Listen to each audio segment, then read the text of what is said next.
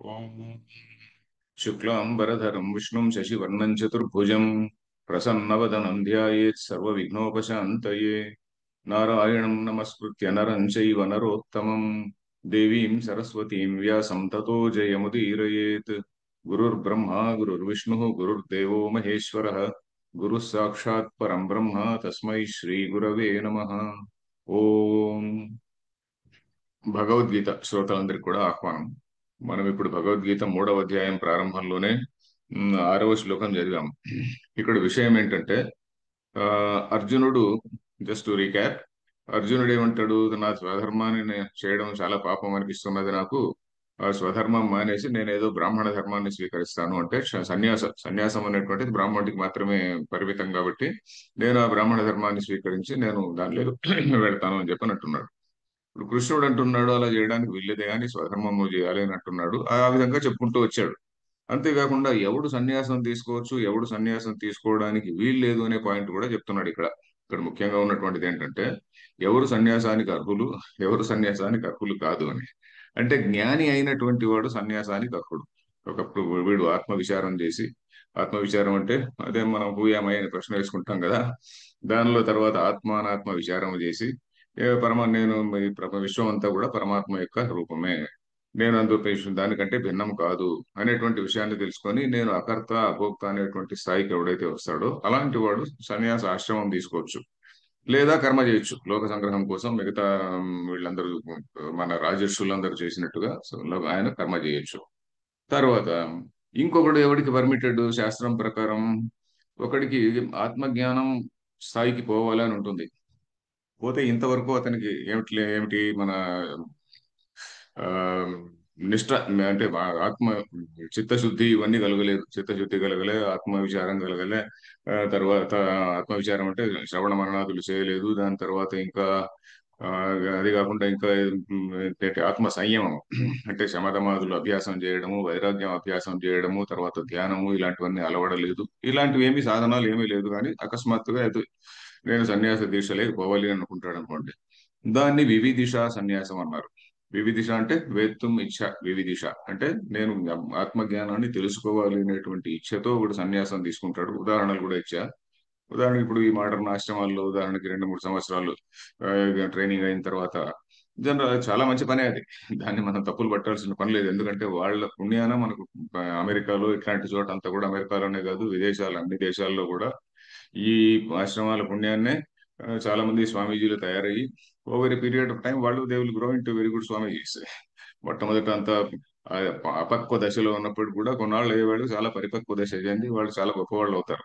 So ఆ విధంగా ప్రపంచాన్ని బాగా ఇన్ఫ్లుయెన్స్ చేస్తున్నటువంటి వాళ్ళు చాలా మంది ఉన్నారు. బట్ ప్రారంభ దశలో ఎలా ఉంటుంది, వీళ్ళు ఏదో జస్ట్ కొంత వివిధిషా సన్యాసం తీసుకుంటారు. తీసుకున్న తర్వాత వాళ్ళు అప్పుడు శ్రవణము మననము నిధిధ్యాసనం చేసి అవన్నీ చేయాలన్నమాట. సో ఈ రెండు ఛానల్స్ ఉన్నాయి. ఒకటి విద్వాంసుడైనటువంటి వాడు చేసే సన్యాసాన్ని విద్వత్ సన్యాసం అంటారు. వివిధిష సన్యాసం అంటే నేను ఆత్మజ్ఞానం నేర్చుకోవాలి అనేటువంటి దీంతో చేసేటువంటి సన్యాసం ఇంకోటి. సో ఈ రెండు, దీనికి ఇప్పుడు మళ్ళీ అర్జునుడు ఎదురుగా ఛాయిస్ ఏమున్నది? వివిధిషా సన్యాసం నేను చేస్తాను అని అనొచ్చు. వివిధిషా సన్యాసం నేను చేయొచ్చు కదా, ఎందుకు ఇంకా కర్మయోగం ఎందుకు చేయాలి అని. అందుకని కృష్ణుడు ఏమంటున్నాడు? అలాంటి సన్యాసం కంటే కర్మయోగం చాలా సేఫ్ అయినటువంటి మార్గమయ్యా. కర్మయోగంలో నీకు డెఫినెట్ గా చిత్తశుద్ధి అనేటువంటి తప్పకుండా కలుగుతుంది. ఎందుకంటే కర్మయోగం అనేటువంటి దాన్ని ఈశ్వరార్పణ బుద్ధితో నువ్వు పనిచేస్తున్నప్పుడు నీకు చిత్తశుద్ధి అనేటువంటిది ఖచ్చితంగా నీకు కలుగుతుంది. శనై శనై మెల్లిమెల్లిగా కలుగుతుంది. ఆ విధిషా సన్యాసం అనే దానిలో ఇట్ ఈస్ సో డిఫికల్ట్. ఎందుకంటే అది ఆచరించడం అనేటువంటిది ఇట్స్ వెరీ వెరీ డిఫికల్ట్. ఎందుకంటే మామూలుగా గృహస్థుడైనటువంటి వాడికి ఏదన్నా చిన్న తప్పులు చేస్తే వాడికి ఏదో ప్రాయశ్చిత్తము ఇవన్నీ ధర్మశాస్త్రాల్లో చెప్పబడ్డాయి. బట్ వివిధిషా సన్యాసం, ఒకసారి సన్యాసం తీసుకొని కర్మలన్నీ వదిలిన తర్వాత అతను అట్లాంటి వాడు ఏదైనా పని చేసిన, అలాంటి ఏదైనా నిషిద్ధ కర్మ చేసినప్పుడు అతనికి ప్రాయశ్చిత్తములు ఇట్లాంటివి చెప్పబడలేదు. అతను పతితుడు అనిపించుకుంటాడు. అందుకని అదే మన ఉదాహరణ కూడా ఒక స్వామీజీ చెప్పాడు, ముదిగొండ వెంకటరామ శాస్త్రి అని. ఆయన ఏం చెప్పారంటే, ఆయన స్వామీజీ కాదనుకోండి, గొప్ప మహా బ్రహ్మవేత్త. ఆయన ఏం చెప్పాడంటే, వీడు ఒక కర్మయోగం చేసేటువంటి వాడు ఒక ఏదో బస్సులో ట్రావెల్ చేస్తూ ఏదో బస్సు ఏదో చిన్న యాక్సిడెంట్ అయి చెయ్యో కాలో ఎరిగేటువంటి వాడు. ఇంకోడు వివిధిషా సన్యాసి అనేటువంటి వాడు ఏరోప్లేన్ కొలాప్స్ అయితే అది క్రాష్ అయితే దానిలో పడి ఎముకలు కూడా అందుకెళ్ళినటువంటి వాడు వాడు. ఆ విధంగా అది పతనము అనేటువంటిది చాలా తీవ్రంగా ఉంటుందయ్యా. అందువల్ల నువ్వు ఈ విద్వత్ సన్యాసము, వివిధిషా సన్యాసం అనే దాని జోలికి పోకుండా నువ్వు కర్మయోగం చేయాలి అని చెప్తున్నాడు. ఆ మధ్యలో ఇంకేమొచ్చింది, నేను ఏం పని చేయకుండా కూర్చుంటాను అనుకోవడం కుదరదు.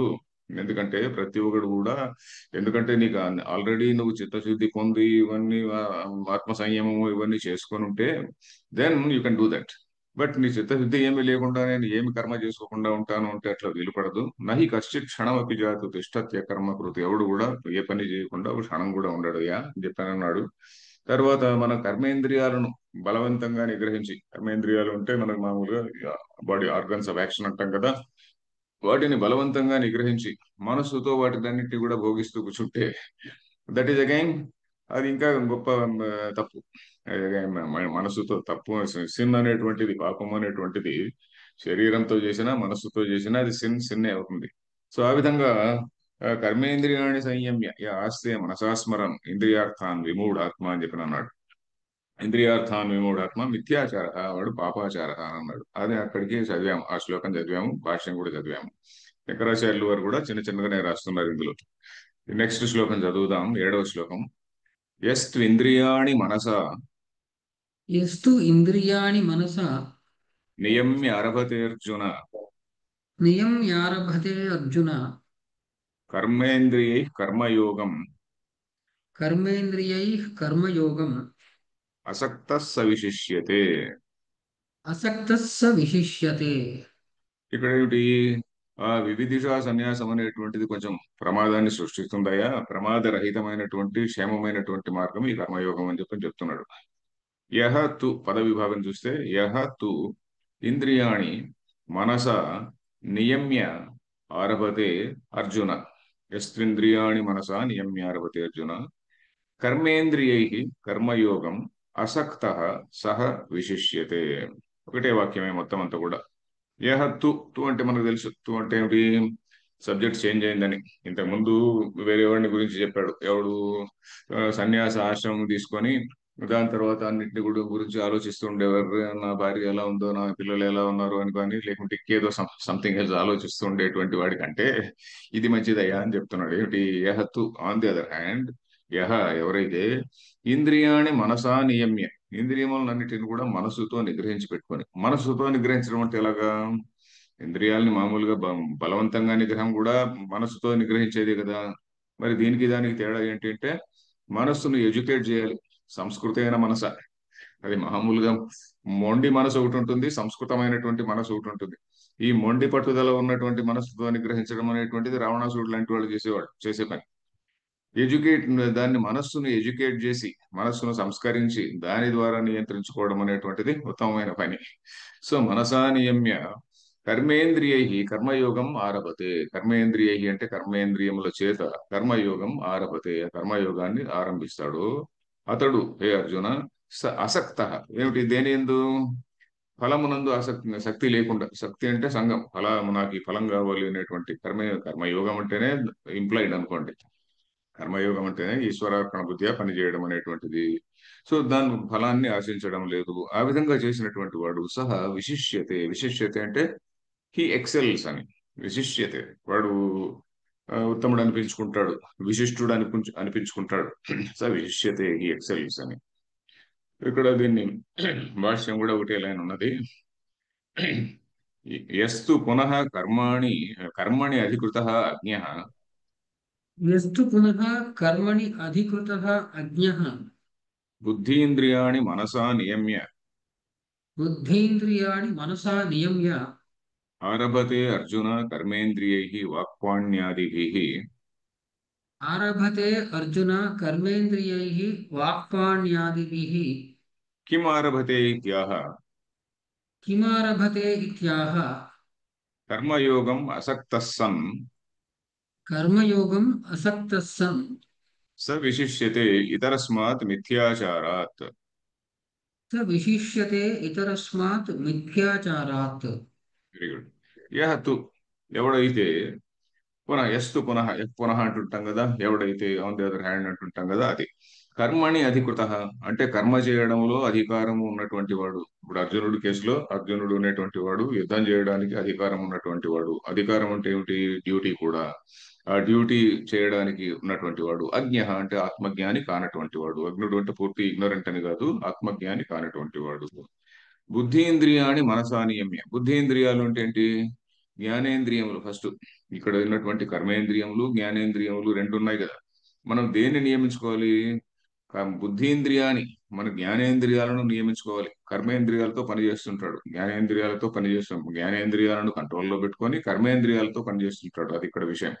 జ్ఞానేంద్రియాలు అంటే ఏమిటి? ఒక వస్తువును చూసినప్పుడు దానిపైన అభిలాష కలగడము అనేటువంటిది జ్ఞానేంద్రియం చేసేటువంటి పని. అది మనసుకి కూడా చేసేటువంటి పని. సో మనస్సుని ఎడ్యుకేట్ చేసి జ్ఞానేంద్రియాన్ని కంట్రోల్లో పెట్టుకొని ఒక వస్తువును చూసినప్పటికీ, లేకుంటే ఒక వస్తువును ఏదైనా ఏదో భోంచేస్తున్నాము, లేక ఇంకేదో రసగుల్లా తింటున్నాం, ఇంకోటి ఏదో తింటున్నప్పుడు కూడా దానిపైన ఆహా అనే ఆ, తుష్టి తుష్టిని బాగా రిజాయిసింగ్ అంటాం చూడండి. సుఖములో దుఃఖములో రిజాయిసింగ్ కానీ, డిప్రెషన్ లేకపోవడం కానీ అలాంటివి లేకుండా కర్మయోగం అసక్త సన్ ఫలమునందు అది శక్తి లేనటువంటి వాడై ఎవరైతే ఆచరిస్తాడో అని. మనసా నియమ్య బుద్ధీంద్రియాన్ని, బుద్ధీంద్రియములు అంటే జ్ఞానేంద్రియములు. మనసా నియమ్య ఆరభతే అర్జున కర్మేంద్రియై వాక్పాణ్యాదిభి. అంటే మనసు ఇంద్రియం జ్ఞానేంద్రియాలు మనసులో పెట్టుకొని వాక్పాణి పాద పాయు ఉపస్థలతో వాటి పని వాడు చేస్తుంటాడు అనమాట. కిం ఆరభతే, ఏమి దేన్ని ఆరభతే అంటే కర్మయోగం అసక్త సన్. అసక్తుడై కర్మఫలమునందు శక్తి లేనటువంటి వాడై కర్మయోగాన్ని ఆరంభించాలి. సహ విశిష్యతే ఇతరస్మాత్ మిథ్యాచారాత్. ఆ రెండు ఇంతకు ముందు చెప్పినటువంటి ఇతరస్మాత్ అంటే ఇంకొకడైనటువంటి అని. ఇతరస్మాత్ అంటే ఇంకొకడైనా అని. ఇంకొకడు అంటే ఎవరు ఇక్కడ? ఈ ముందు శ్లోకంలో చెప్పబడినటువంటి ఈ మిథ్యాచారుడు. ఈ మిథ్యాచారుని కంటే ఇతను మంచివాడు. వాడు మిథ్యాచారుడు, ఈయన ఈయన సదాచారుడు. ఓకే. మిథ్యాచారుడు అతను, ఇతను సదాచారం అంటే సదాచారంలో ఉన్నటువంటి వాడు. ఇతను ఈయన కర్మయోగాన్ని చేయడం వల్ల కొంత లోక సంగ్రహం కూడా జరుగుతున్నది. లోక సంగ్రహం అంటే ఏంటి? 10 మందికి ఏదో సహాయం చేస్తున్నాడు. తన డ్యూటీ తను చేయడం వల్ల, ప్రపంచంలో తన డ్యూటీ మన డ్యూటీ మనం చేయడం వల్ల మిగతా వాళ్ళను we are protecting them, we are protecting their rights. If I'm doing my job, if నేను మనిషి గృహస్థుడు అనేటువంటి వాడు వాడి ధర్మాన్ని చేస్తే, వాడి గృహంలో ఉన్నటువంటి వాళ్ళు మిగతా వాళ్ళందరి rights they are taken care of. అది మన సిద్ధాంతం.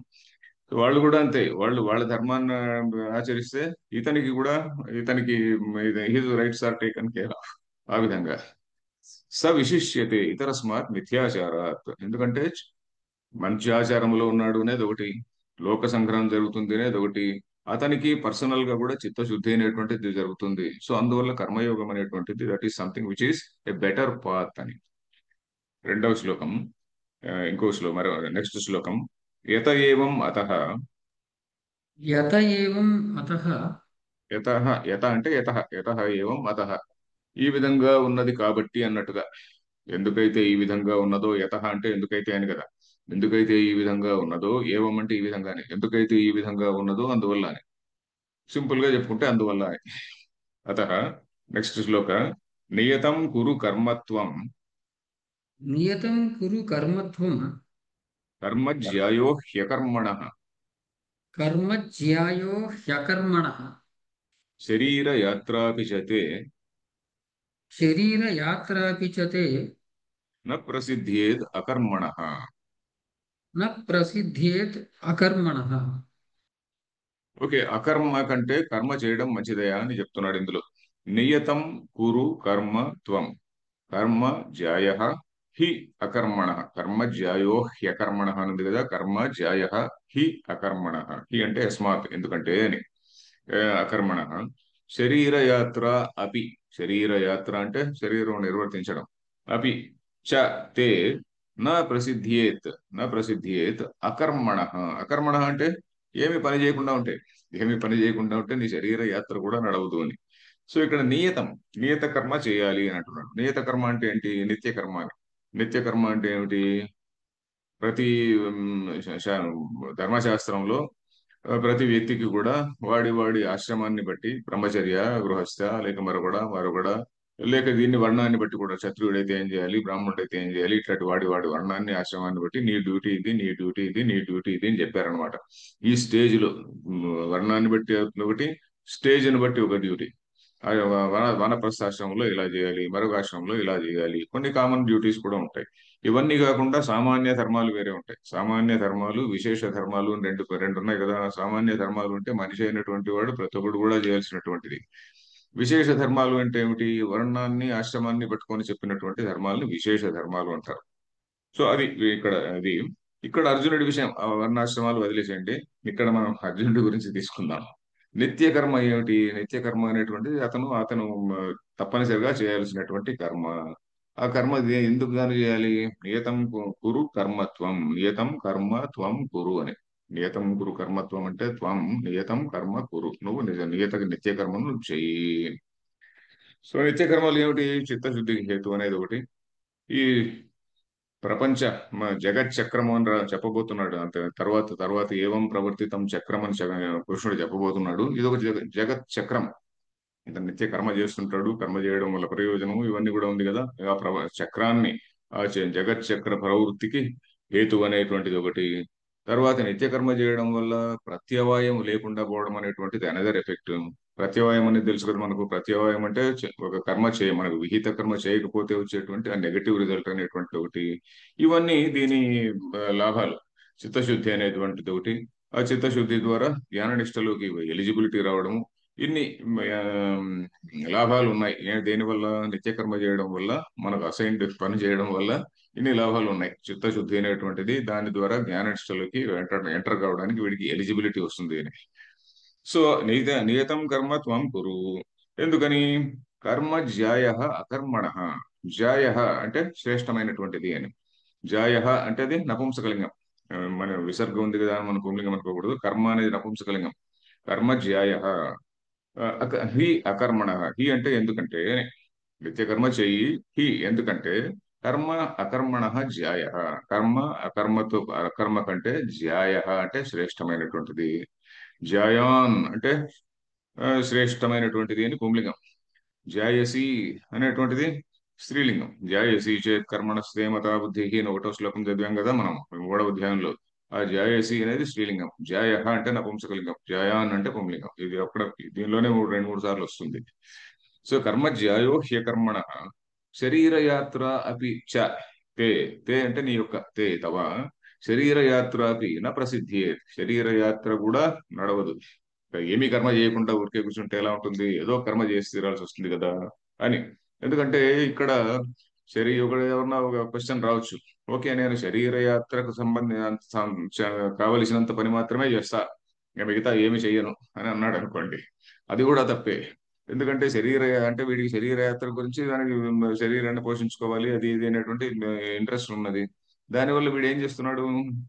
ఆత్మవిచారం లేదు, ఏమి లేదు. ఊరికే ఏమి చేయకుండా, పని చేయకుండా కూర్చున్నాడు అనుకోండి. అలా ఉన్నప్పుడు ఏమిటి?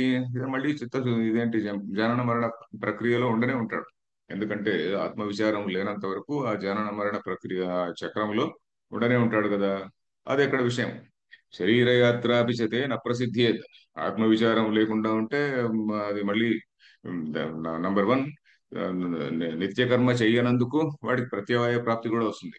నిత్యకర్మ చెయ్యనందుకు ప్రత్యవాయ ప్రాప్తి అంటే ఓ నరక ప్రాప్తి ఏదో రావచ్చు. అలా అంతేకాకుండా నెక్స్ట్ ఇంకా పునర్జన్మ అనేటువంటిది ఉంటుంది. That is the issue. So ఇక్కడ చూద్దాం. భాష్యం కూడా చాలా చిన్నగా ఉంది ఇక్కడ కూడా. నియతం నిత్యం నియతం నిత్యం యో యస్మిన్ కర్మణి అధికృతః ఫలాయ చ అశ్రుతం తద్ నియతం కర్మ. యో యస్మిన్ కర్మణి అధికృతః ఫలాయ చ అశ్రుతం తత్ నియతం కర్మ. ఓకే. తత్ కురు త్వం హే అర్జున. తత్ కురు త్వం హే అర్జున. ఓకే. నియతం అంటే ఏంటి? నిత్య కర్మ. తర్వాత ఏంటి? యహ యస్మిన్ కర్మణి అధికృతః అనేది ఒకటి. ఫలాయ చ అశ్రుతం. ఎవడికి ఏ కర్మలో అయితే అధికారం చెప్పబడిందో, తర్వాత అది చేయడం వల్ల స్పెసిఫిక్ ఫలము లేదు అని కూడా చెప్పబడిందో. స్పెసిఫిక్ ఫలం లేదు అంటే ఇన్ని ఉన్నాయి కదా అని మనం అనొచ్చు. కానీ దాని నుంచి స్వర్గము ఇట్లాంటి ఫలాలు లేవంతే. స్వర్గము ఇలాంటి ఫలాలు లేవు. చిత్తశుద్ధి కలుగుతుంది, చిత్తశుద్ధి కలుగుతుంది. దాని నుంచి నెగటివ్ ఇంపాక్ట్ రాదు. ఇవన్నీ ఉన్నాయి. జ్ఞాననిష్ట పతను ఎలిజిబుల్ అవుతాడు. ఇవన్నీ ఉన్నది. సో అది ఫలాయచ అశ్రుతం అంటే శృతిలో దీని నుంచి నీకు స్వర్గం దొరుకుతుంది అని కానీ, నీకు దీని నుంచి ఇంకేదో వస్తుందని కానీ ఏం చెప్పలేదు. తర్వాత తత్ నియతం కర్మ, ఫలాయ చ అశ్రుతం తత్ నియతం కర్మ, అలాంటిది నియత కర్మ. తత్ కురు త్వం, హే అర్జున, ఓ అర్జున, నువ్వు అది చేయాలి. ఎందుకని? యతః కర్మ జ్యాయః అధికతరం ఫలతః యతః కర్మజ్యాయः అధికతరం ఫలతః హి యస్మాత్ అకర్మణః అకరణాత్ అనారంభాత్. హి యస్మాత్ అకర్మణః అకరణాత్ అనారంభాత్. ఓకే. యతః కర్మ జ్యాయః అధికతరం ఫలతః. ఈ రెంటిని బేరే మనం ఇది వేసినామంటే తులన, దాన్ని రెంటిని వెయ్యి చేసి చూసామంటే, కర్మ అకర్మ రెంటిని వెయ్యి చేసి చూసామంటే, కర్మ నుంచి వచ్చే లాభమే ఎక్కువ ఉన్నది అకర్మ కంటే. కర్మ నుంచి వచ్చేటువంటి ఫలం లేక ఫలం ఉంటే ఇతనికి ఇంకేదో స్వర్గం లాంటి ఫలం కాదు, చిత్తశుద్ధి అనేటువంటిదే ఫలం అక్కడ. ఇప్పుడు నిత్యకర్మకు ఫలమే లేదా అని ఒక డిస్కషన్ ఉంది. ఆ నిత్యకర్మకు ఫలమే లేదా అని శంకరాచార్యులు ఇదివరకు కూడా చెప్పాడు అనుకుంటా, మళ్ళీ కూడా రాబోతుంది. ఏమిటి? నిత్యకర్మకు ఫలం ఉంటే స్వర్గాది ఫలం లేనప్పటికీ కూడా చిత్తశుద్ధి ఇట్లాంటి ఫలం ఉన్నది అనేటువంటిది చెప్తారు కదా. సో కర్మ జాయ అధికతరం, జాయ అంటే ఏంటి? అధికతరం, అధికతరమైనటువంటిది. ఎందుకు? దీనికి లాభం ఉన్నది, దీనివల్ల లాభం ఉన్నది కాబట్టి. హి యస్మాత్, హి అంటే యస్మాత్ అని ఎందువలన అంటే, అకర్మణ అకరణాత్ అనారంభాత్. అకర్మణ కర్మ జాయ. ఎందుకు? అకరణాత్ అంటే ఏమిటి? అనారంభాత్. అకర్మ అంటే ఏమిటి? అనారంభం, కర్మ యొక్క అనారంభం వల్ల. కర్మను ఆరంభించకపోవడం కంటే కర్మను చేయడం అనేటువంటిది లాభకరం అని ఇక్కడ విషయం. తర్వాత ఏ విధంగా అంటే, కథం, కథం నెక్స్ట్ లైన్, కథం శరీరయాత్ర శరీరస్థితి అపి చ శరీరయాత్రా శరీరస్థితిः अपि च తే తవ న ప్రసిద్ధ్యేత్ ये तव न प्रसिद्धेत् ప్రసిద్ధం న గచ్చేత్ प्रसिद्धिं न गच्छेत् ప్రసిద్ధిం న గచ్చేత్ అకర్మణః అకరణాత్. अकर्मणः अकरणात्. అతో దృష్టః కర్మాకర్మణోః విశేషో లోకే. अतो दृष्टः कर्माकर्मणोः विशेषो लोके. ఓకే.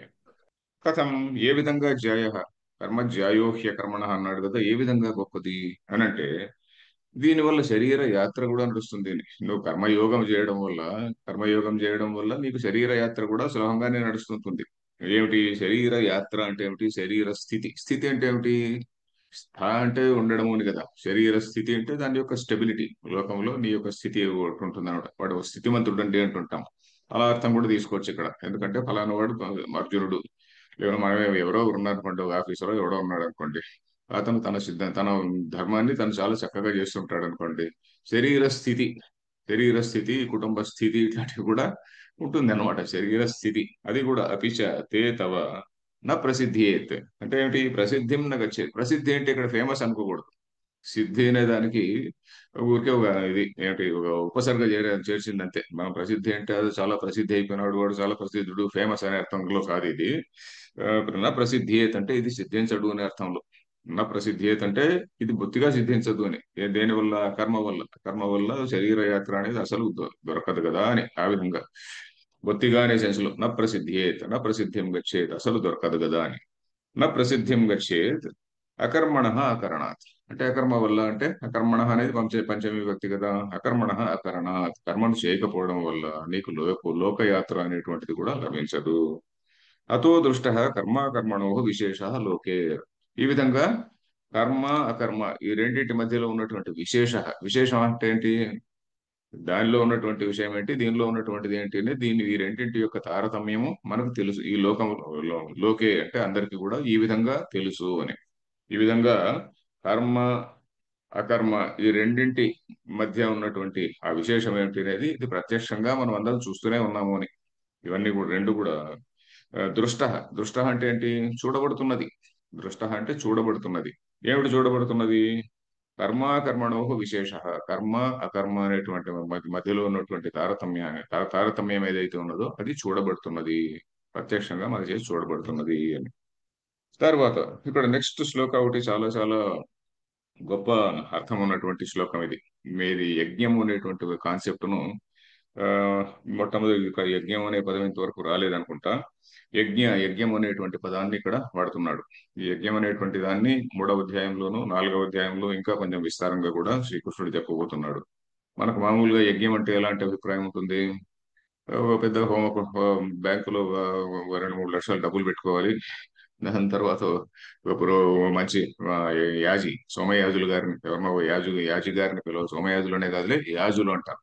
సోమయాజులు ఉంటే సోమయాగం చేసినటువంటి వాడే సోమయాజి.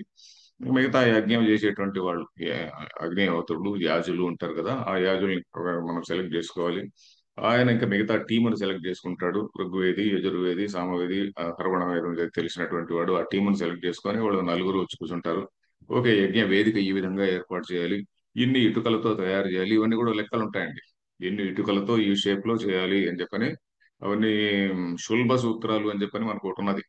దానిలో కల్పము అనేటువంటి వేదాంగాలలో కల్పము అనేది ఒకటి ఉన్నది. కల్పము అంటే how the man, I mean preparing everything on the ground, కల్పము. దానిలో శుల్బ సూత్రాలు అని ఒకటి ఉంది. ఏంటి? మ్యాథమెటికల్ ఈక్వేషన్స్ లాగా ఉంటాయి. శుల్బ సూత్రాల నుంచినే పైథాగరస్ థీరం వచ్చింది అని కాదు. శుల్బ సూత్రాల్లో పైథాగరస్ థీరం ఇట్లాంటి అంతా ఉన్నాయి. జామెట్రీ, కొంత ఏన్షియంట్ జామెట్రీ ఏదో అంత ఎంతో దీనిలో ఉన్నది అని మ్యాథమెటిషియన్స్ చెప్తుంటారు. ఎనివే, ఆ శుల్బ సూత్రాలు చెప్పినట్టుగా ఇదిగో ఇన్ని ఇటుకలతో ఈ విధంగా, it may be triangle, it may be an inverted triangle, or it may be in సమదర్ షేప్, శయనాకారం అని చెప్పి గద్దాకారంలో కొంతమంది చేస్తుంటారు. ఇట్లా మన ఉద్దేశాన్ని బట్టి, మన ఏదైతే సంకల్పం ఏదైతే ఉన్నదో ఆ సంకల్పాన్ని బట్టి మనం రకరకాలైనటువంటి హోమకుండాలని ఏర్పాటు చేస్తుంటాం. దానిలో ఇంకా ఫలానా హవిస్సు వేయాలి, ఎలాంటి హవిస్సు వేయాలి అది కూడా ప్రిస్క్రైబ్డ్ ఉంటుంది. ఫలానా యజ్ఞానికి ఫలానా హవిస్సు వేయాలి అని చెప్పినట్టుంది. సో ఇది మన మనసులోకి వస్తుంది అనమాట యజ్ఞం అంటే. బట్ ఇక్కడ యజ్ఞం ఉంటే ఆ అర్థం పూర్తిగా నెగెట్ చేయలేదు, అది కూడా ఉన్నది. అది ద్రవ్య యజ్ఞం అన్నారు దాన్ని. అది ద్రవ్య యజ్ఞము. ద్రవ్య యజ్ఞం కాకుండా అనేకమైనటువంటి యజ్ఞాలు చెప్పబోతున్నాడు కృష్ణుడు కూడా. ఇక్కడ ఈ పర్టికులర్ శ్లోకంలో మాత్రం యజ్ఞం అంటే ఏమిటి? ఈశ్వరార్పణ బుద్ధితో చేసేటువంటి కర్మను యజ్ఞము అంటున్నారు. అది ఎక్స్ప్లెయిన్ చేస్తా శ్లోకం చదివిన తర్వాత. I will explain. దీనికి ఒక చిన్న అవతారిక ఉంది. ఎత్తు మన్యసే బంధార్థత్వాత్ కర్మ నకర్తవ్యమితి.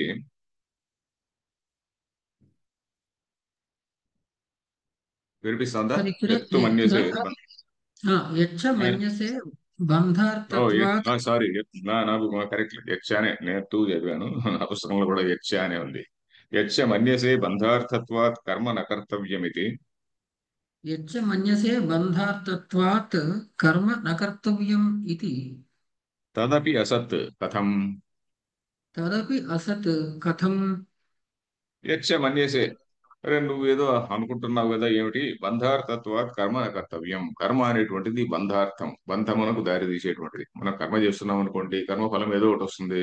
ఇప్పుడు యుద్ధం చేస్తే యుద్ధ ఫలితం ఏదో ఉంటుంది. దానివల్ల పుణ్యము పాపము ఇట్లాంటివన్నీ ఉంటాయి. దానివల్ల మళ్ళీ మనం ఏదో నరకానికి పోతాము. జనన మరణ చక్రం గురించి అర్జునుడు బాధ కాలే, నరకానికి పోతాము అనేటువంటి దాని గురించి బాధరయ్యాడు.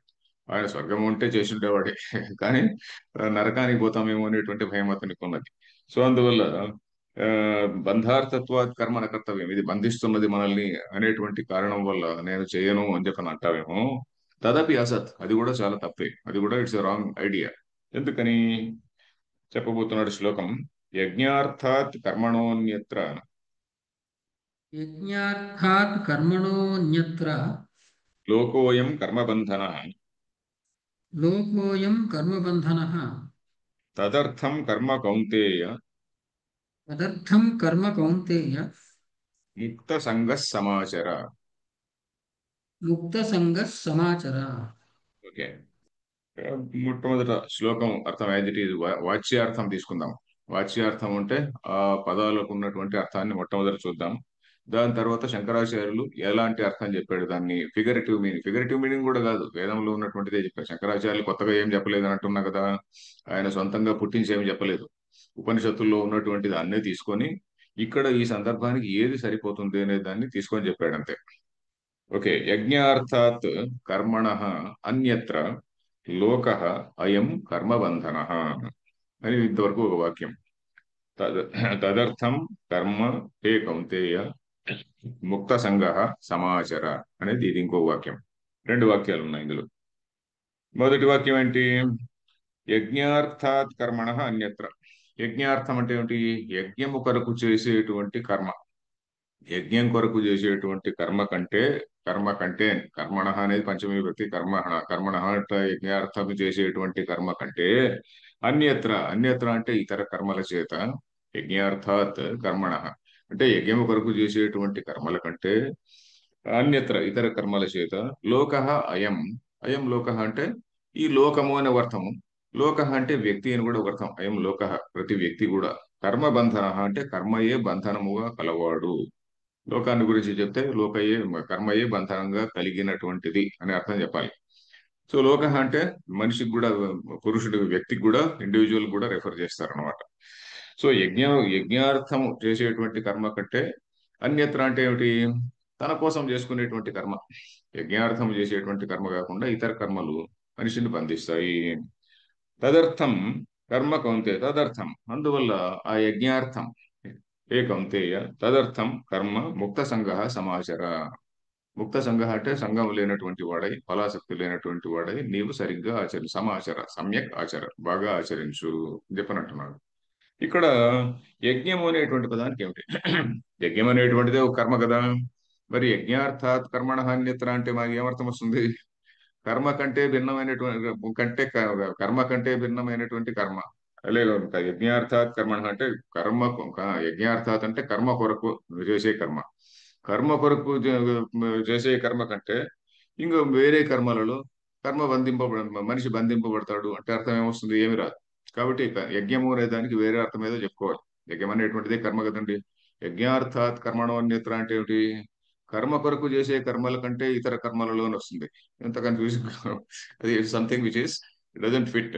అందువల్ల యజ్ఞం అంటే వేరే అర్థం చెప్పుకోవాల్సి వస్తుంది ఇక్కడ. అందుకని శంకరాచార్యులు యజ్ఞం అనేటువంటి దానికి మనం మిగతా శృతిలో, వేదాల్లో ఉన్నటువంటి మీనింగ్ చెప్తున్నాడు అనమాట. భాష్యం చూద్దాము. భాష్యం చూసి దాన్ని ఎక్స్ప్లెయిన్ చేద్దాం. ఎందుకంటే శ్లోకంలో మనం వాచ్యార్థం మాత్రం చూసాం. వాచ్యార్థం అంటే ఆ మామూలుగా రూఢ్యర్థం, వాచ్యార్థం కూడా కాదు, రూఢ్యర్థం. రూఢ్యర్థం చూసాం కానీ దాని స్పెషల్ మీనింగ్, స్పెసిఫిక్ మీనింగ్ మనం చూడలేదు. తర్వాత ఇప్పుడు ఈ భాష్యం చూద్దాము. యజ్ఞో వై విష్ణు. యజ్ఞో వై విష్ణుః. ఇది తైత్తిరీయ సంహితలో ఉందట. తైత్తిరీయ సంహిత 1-7-4 అని. ఇది శ్రుతే इति श्रुतेः యజ్ఞ ఈశ్వర यज्ञः ईश्वरः। తదర్థం యత్ క్రియతే తద్ యజ్ఞార్థం కర్మ. तदर्थं यत् क्रियते तत् यज्ञार्थं कर्म। కరెంట్ పోయింది, ఒకవేళ ఇప్పుడు మళ్ళీ వస్తుందా రాదో చూద్దాం. బట్ పని చేస్తుంది, నెట్ పని చేస్తున్నది. సో యజ్ఞో వై విష్ణు అని అర్థం చెప్తున్నారు. యజ్ఞో వై విష్ణు అనేది చాలా ప్రసిద్ధమైనటువంటి వాక్యం. ఇప్పుడు మనకు ఆమ్, ఆ, విష్ణు అనే పదాన్ని మనం ఏం తీసుకోవాలి? విష్ణు అంటే మనం ఏమనుకుంటాం? ఆయన ఎక్కడో పాల సముద్రంలో పాలకడలిపై శేషతల్పమున పవళించేవా ఓ దేవా, ఆదిలక్ష్మిని పాదములొత్తగా వేదమంత్రములు విరించి చదువా, ఇవన్నీ కూడా ఈ పిక్చర్ అంతా మన మనసులోకి వస్తుంది. సో విష్ణుకు అంటే మనం ఈ అర్థాన్ని తీసుకోకూడదు. యజ్ఞో వై విష్ణుకు అంటే అక్కడ విష్ణుకు అనే దానికి అర్థం ఏమిటి? వేదాంత శాస్త్రంలో అర్థం ఏమిటి? పురాణాల్లో అర్థం ఏమిటి?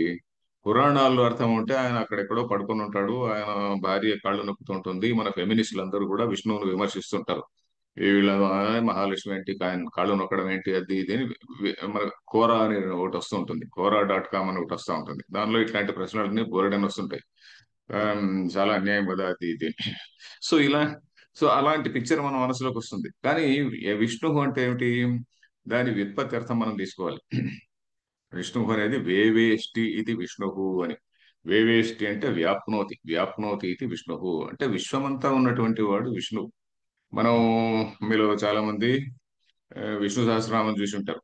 విష్ణు సహస్రనామానికి శంకరాచార్యులు కూడా ఒక భాష్యం రాశారు. శంకరాచార్యుల వారి భాష్యం చాలా చాలా ప్రసిద్ధి చెందింది. విష్ణు సహస్రనామ భాష్యం అని మీకు బహుశా నెట్ లో చూసినా కూడా మీకు దొరకవచ్చు, తెలుగులో కూడా దొరకవచ్చు. దాంట్లో మొట్టమొదటి పదాలు ఏంటండి? విశ్వం విష్ణుర్వషట్కారో అని మొదలవుతుంది కదా. విశ్వం విష్ణుర్వషట్కారో భూతభవ్య భవత్ ప్రభు అని మొదలవుతుంది కదా. విశ్వం విష్ణువు. మొట్టమొదటి సహస్రనామాల్లో విష్ణువుకు చెప్పినటువంటి పేరు ఏమిటా అంటే విశ్వం అని. విశ్వం అంటే విష్ణువు అనే చెప్పాడు ఆయన. విశ్వం అంటే ఏమిటి? విశతి అని చెప్పి దానికి మళ్ళీ విష ధాతువుకి చాలా అర్థాలు చెప్పారు. విశతి, ప్రవిశతి, తత్ సృష్ట్వా తదేవాను ప్రవిశతి, ఇట్లా ఉపనిషత్తు వాక్యాలు ఉన్నాయి. అంటే విశ్వం అంతా భగవంతుని సంకల్పం లాగా ఇట్లా వచ్చిన తర్వాత, అంటే భగవంతుడు అంటే ఎవరు అక్కడ? మళ్ళీ పరమాత్మ శుద్ధ చైతన్యం కాదు, మళ్ళీ హిరణ్య గర్భ అనేటువంటి స్థాయిలో ఒకటి ఉంది కదండి. హిరణ్య గర్భ స్థాయి, ఈశ్వర అనేది ఒకటి ఉంది కదా, కాస్మిక్ బీయింగ్ అంటాం కదా. ఆ స్థాయిలో ఆ స్థాయిలో వచ్చినది ఈ గొడవ అంతా కూడా. నిర్గుణ బ్రహ్మ స్థాయిలో ఏమీ లేదు. మనకు సగుణ బ్రహ్మ స్థాయిలోనే, ఈ హిరణ్య గర్భ స్థాయిలోనే ఇదంతా వచ్చింది. సో దీనిలో ఇవన్నీ సృష్టి అంటే ఎలా? దానిలోనే ఉన్నాడు ఇతం, దానికంటే భిన్నంగా లేడు అని. దానికంటే భిన్నంగా లేడు, దానిలో ప్రతి బీయింగ్ లో కూడా ఉన్నాడు, ప్రతి అణువణువులో ఉన్నాడు. ఆ, ఇట్లాంటి కూడా మన పాటలు ఉన్నాయి కదా, అణువణువున ఉన్నావు వ్యాపించి ఉన్నావు, ఇట్లాంటి పాటలు కూడా ఉన్నాయి.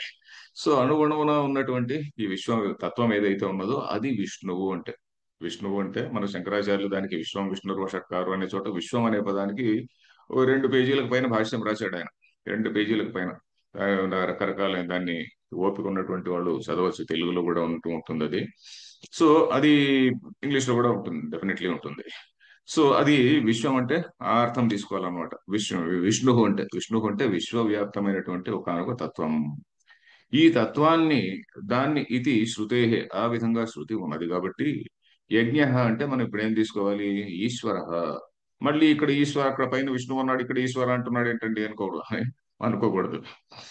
వైష్ణవులు శైవులు మళ్ళీ చూడు మా దేవుడు మా దేవుడు అనుకోవడానికి వీల్లేదు. ఇక్కడ అక్కడ విష్ణువు అన్నా ఇక్కడ ఈశ్వరుడు అన్నా ఒకటే.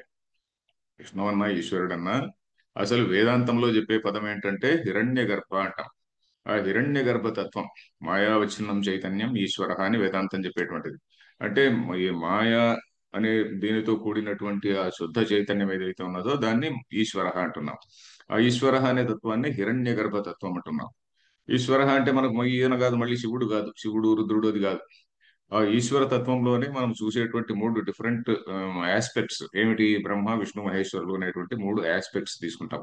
ఈ మూడు ఈ మూటిని కూడా కాస్మిక్ ఫంక్షన్స్ అనొచ్చు.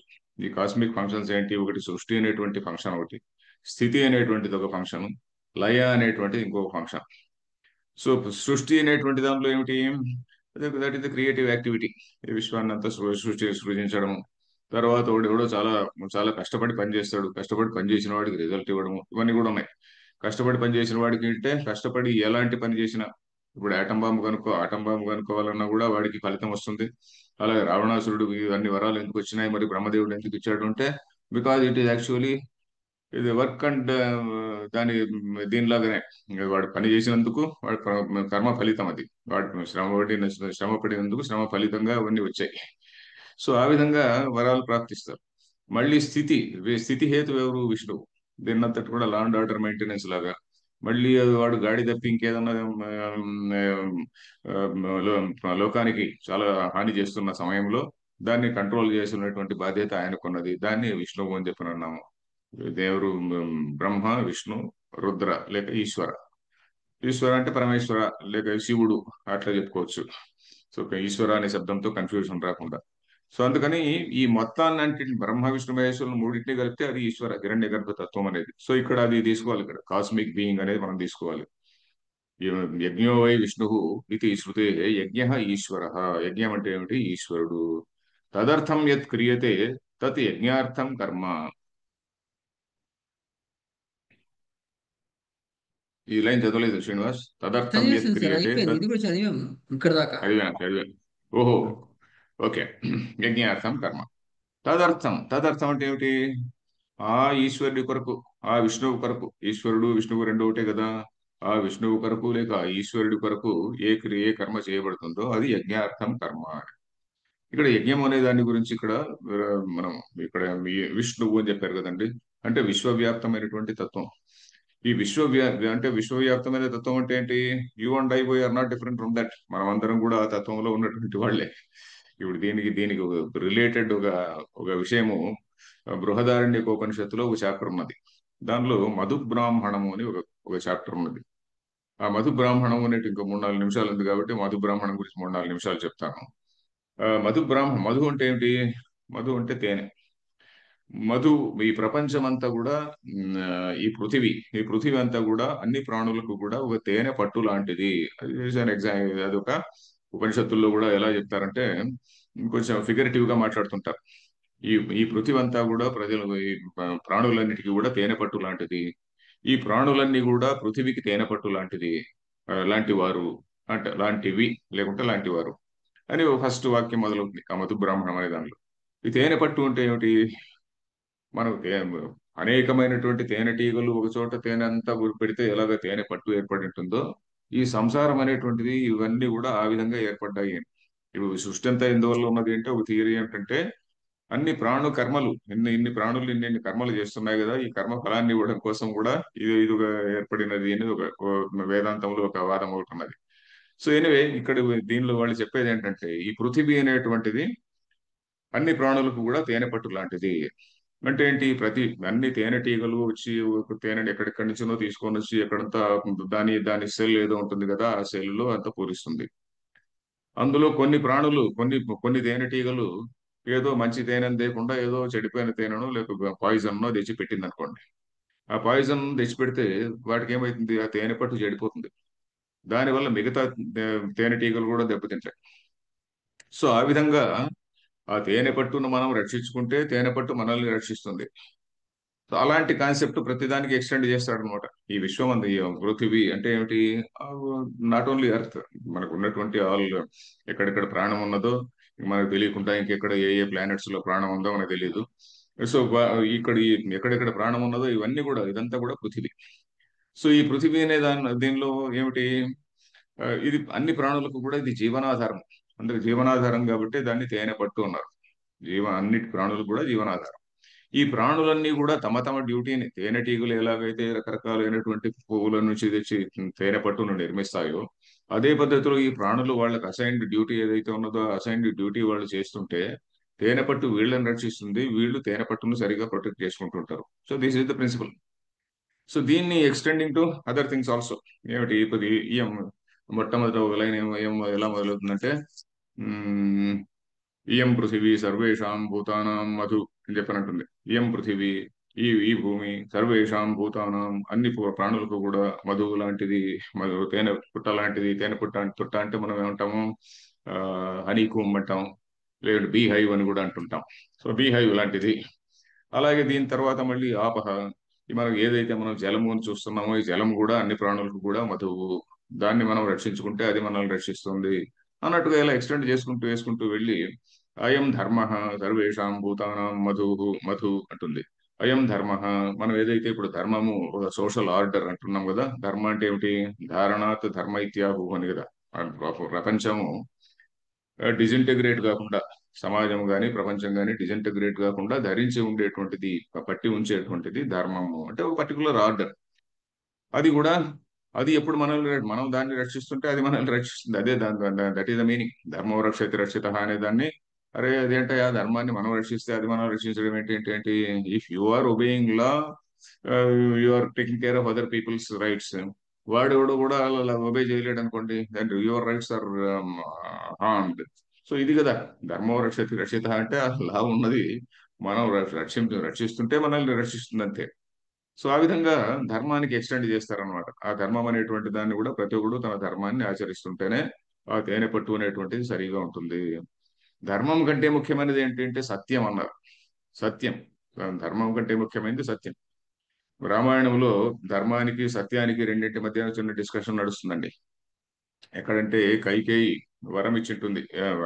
కైకేయికి ఈయనెవడు దశరథుడు వరం ఇచ్చింటాడు. వరం అంటే ప్రామిసెస్ చేసి ఉంటాడు. వరం అంటే ప్రామిస్ అని. వరం అంటే ఏం లేదండి, వరం అంటే కోరిక. వరహ అంటే మనం కోరుకున్నటువంటిది. వరుడు అంటాం అనుకోండి. వరుడు అంటే ఏంటి? మనం వరించినటువంటి వాడు వరుడు. మనం కోరి తెచ్చుకున్నటువంటి వాడు. ఆ విధంగా సో రెండు వరాలు ఇచ్చాడు. సో అది అంటే ఒక ప్రామిస్ చేశాడు అనమాట. సో ఆ ప్రామిస్ ను అతను నిలబెట్టుకోవాలి. లేకుంటే అతను సత్య నిష్ఠ నుండి దూరమైనటువంటి వాడు అవుతాడు. ఇక్కడ ధర్మం ఏమిటి చెప్తుంది? ఆ ఎల్డెస్ట్ సన్ ఎవరైతే ఉన్నాడో, పట్టమహిషి కొడుకు, అంతేకాకుండా పెద్ద కొడుకు, అతనికి రాజ్యం ఇవ్వాలి అనేటువంటిది రాజధర్మం. సో ధర్మం ఒకటి ఉన్నది, సత్యం ఒకటి ఉన్నది. సో అక్కడ ఒక పెద్ద డైలమా, అక్కడ దశరథుడికిను కైకేయికి మధ్యాహ్న సంభాషణ నడుస్తుంది. దశరథుడు కొద్దిగా ఆర్గ్యూ చేయడానికి వెళ్తాడు. అరే ధర్మం కదా ఇది, ధర్మాన్ని ఎలా అతిక్రమించగలను అని. ఆమె నువ్వు సత్యం ఇంపార్టెంట్ కదా అని ఆమె. ఈయన ధర్మే సత్యం ప్రతిష్ఠితం అని ఈయన అంటాడు. అంటే ధర్మం యందు సత్యం కూడా ఉన్నది అని అంటాడు. లేదు లేదు అలా కాదు, సత్యే ధర్మ ప్రతిష్ఠిత అని చెప్పని ఆమె అంటుంది. సో రాముడు ఈ డైలమా చూసిన తర్వాత ఇది మ్, దశరథుడు దీన్ని తీర్చలేడు. I have to take a decision అని చెప్పని తనకు తానే సెల్ఫ్ ఇంపోజ్డ్ ఎగ్జైల్ లాగా వెళ్ళిపోతాడు ఆయన. కైకేయి పొమ్మని చెప్పినట్టే లేండి, దశరథుడు పొమ్మని చెప్పలేడు, చెప్పడు చెప్పడు కూడా. సో సత్యానికి ధర్మానికి ఉన్నటువంటి దీనిలో రిలేటివ్ ఇంపార్టెన్స్ ఏది అంటే సత్యానికి ఇంపార్టెన్స్. సత్యం ఉంటేనే ధర్మం ఉన్నది, సత్యం లేకుంటే ధర్మం లేదు. అది అక్కడ విషయం. సో రామాయణం ఇట్లాంటి చదివేటప్పుడు ముఖ్యంగా భారతంలో ఇంకా చాలా చాలా వస్తాయండి. రామాయణంలో ఇన్ని డిస్కషన్స్ రావు, ఎథికల్ డిస్కషన్స్ అక్కడక్కడ ఉంటాయి. బట్ భారతంలో అడుగడుగునా ఈ ఎథికల్ డిస్కషన్స్ ఉంటాయి. మనం ఒత్తిగా కథ చదివేస్తే చాలా మిస్ అవుతుంటాం. సో అందుకని ఒరిజినల్ భారతము ఇప్పుడు లక్కీలీ మనకు తెలుగులో కూడా అవైలబుల్ గా ఉన్నది. ఇంగ్లీ ఇంగ్లీష్ లో అంటే చాలా ఇలాబరేట్ ఉంటుంది, మనం చదవలేం. తెలుగులో ఏంటంటే మనం చాలా హాయిగా చదువుకోవచ్చు. వీళ్ళెవరు, గోరఖ్పూర్ వాళ్ళు 7 వాల్యూమ్స్ లో వచ్చింది. శ్లోకము తాత్పర్యం, శ్లోకం తాత్పర్యం చాలా బాగా శ్రద్ధగా మనం చదవచ్చు. చదివితే మనం చదువుతుంటే మనకు కొన్ని కొత్త కొత్త భావాలు వస్తుంటాయి. మనకు అండర్స్టాండింగ్ ఆఫ్ ధర్మ, అండర్స్టాండింగ్ ఆఫ్ ఎథిక్స్ అవన్నీ కూడా మనకు తెలుస్తుంది బాగా. సో ఎనివే, సో ధర్మం కంటే సత్యం ముఖ్యమైనటువంటిది. ఆ సత్యం అనేటువంటిది సర్వేషాం భూతానాం మధు. నువ్వు రక్షిస్తుంటే అది మనల్ని రక్షిస్తుంది. ఈ విధంగా చిట్ట చివరికి వచ్చేటువంటిది ఏంటి? అయం ఆత్మ సర్వేషాం భూతానాం మధు. ఆ ఆత్మ అనేటువంటిది అన్ని భూతములకు మధువైనటువంటిది. ఆత్మ అంటే ఏమిటి అక్కడ? పరమాత్మ కాదు, ఇది శుద్ధ బ్రహ్మ, నిర్గుణ బ్రహ్మ కాదు. ఈ హిరణ్య గర్భస్థాయి అని చెప్పుకున్నాం చూడండి, ఈశ్వర విష్ణు అంటున్నాం కదా. ఆ విష్ణువు అనే దగ్గరికి అక్కడికి వస్తుంది అనమాట. ఆ విష్ణువు అనేటువంటిది సర్వేషాం భూతానాం మధు. మనం అందరం కూడా మన కర్మల్ని మనం సరిగా ఆచరిస్తుంటే అది మనల్ని రక్షిస్తుంది అనేటువంటి కన్క్లూజన్కి అక్కడ వస్తుంది అనమాట. ఇది వండర్ఫుల్ కాన్సెప్ట్. అంటే ప్రతి ఒక్కరు కూడా తమ తమ ధర్మాన్ని సొసైటీలో చేయాలి. అది బృహదారణ్యకోపనిషత్తులో చెప్పినటువంటి ఆ మధు బ్రాహ్మణం అనేటువంటి చాప్టర్ కర్మయోగాన్నే చెప్తున్నది అక్కడ. కర్మయోగం ప్రతి ఒక్కడు కూడా తనకు తన అలాటెడ్ ధర్మం ఏదైతే ఉన్నదో ఆ ధర్మాన్ని నువ్వు చేయాలి అని. అది అక్కడ తదర్థం కర్మ అంటే. మనం మామూలుగా కొంతమంది ఈ శ్లోకానికి మామూలుగా పైపైన చదివేటువంటి వాళ్ళు ఏంటి, యజ్ఞం ఉంటే సాక్రిఫైస్ అని మనం ఇంగ్లీష్ లో చదివామనుకోండి, కర్మ అది ఇంకా కర్మ, సాక్రిఫైస్ అని రాస్తారు. సాక్రిఫైస్ అంటే ఏంటి? జంతువులు బలులు ఇవ్వడము అది అనే అర్థం కూడా మనం తీసుకుంటాం. ఆ సాక్రిఫైస్ చేయడం, యానిమల్ సాక్రిఫైస్ చేయడం ఇదే ధర్మము అనేటువంటి అర్థం కూడా తీసుకుంటాం. బట్ మనం ఒరిజినల్ గా మీనింగ్ చూడాలి. సంస్కృతంలో ఏం చెప్పారు అనేటువంటి అర్థం మనం చూడాలి. యజ్ఞో వై విష్ణు ఇది శృతే. యజ్ఞ ఈశ్వర తదర్థం కర్మ తదర్థం యత్ క్రియతే తద్ యజ్ఞార్థం కర్మ. ఈశ్వరార్థం క్రియతే. ఈశ్వరార్పణ బుద్ధి అంటే ఇదే ఈశ్వరార్పణ బుద్ధి. ఈశ్వరుడు అంటే విశ్వమే. ఈశ్వరుడు అంటే విశ్వం అంటే విష్ణువే. సో ఈశ్వర సో ఈశ్వరార్థం కర్మ అంటే విశ్వార్థం కర్మ. విష్ణువు కోసం కర్మ అంటే విశ్వం కోసం కర్మ అని. ఆ విశ్వం కోసం కర్మ ఏదైతే చేస్తున్నామో తది యజ్ఞార్థం కర్మ. అది యజ్ఞార్థం చేసినటువంటి కర్మ. సో తస్మాత్ కర్మణ అన్యత్ర. ఇది మళ్ళీ చదువుదాం రండి, ఇక్కడికి టైం అయిపోయింది అనుకుంటా. ఆ, అయిపోయింది ఇప్పుడు. ఓకే, బుధవారం రోజు ఇక్కడ తస్మాత్ కర్మణ అన్యత్ర అనేది నెక్స్ట్ క్లాస్ లో చదువుదాం. ఓం పూర్ణమదః పూర్ణమిదం పూర్ణాత్ పూర్ణముదచ్యతే పూర్ణస్య పూర్ణమాదాయ పూర్ణమేవావశిష్యతే. ఓం శాంతి శాంతి శాంతి. ధన్యవాదాలు ఆచార్య. ధన్యవాదాలు.